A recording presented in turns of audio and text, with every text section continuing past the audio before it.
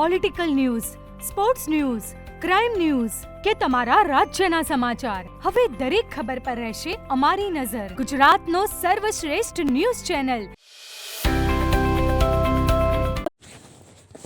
Chanasma Harij highway GIDC પાસે dumper અને pickup ડાલા વચ્ચે અકસ્માત સર્જાયો.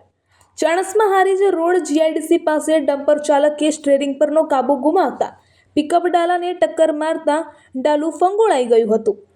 ટર્બાને અગાઉ નીકળતા ટેમ્પા ચાલકે ઊભા રહેવાનું કહ્યું હતું. તેમ છતાં જીઆઈડીસીની અંદર વળતા ટ્રેક્ટર અને પિકઅપ ડાલું જીઆઈડીસીની અંદર તરફ જઈ રહ્યું હતું. તેવા સમયે ડમ્પર ચાલકે ગફલતભર્યું ડ્રાઇવિંગના કારણે પિકઅપ ડાલાને જોરથી ટક્કર મારી હતી.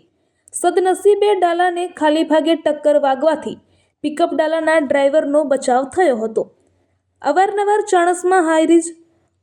ચાણસ્મા જીઆઈડીસી નાકામાં અનેકવાર આવા અકસ્માતોનો વાહન ચાલકો ભોગ બનવા પામ્યા છે.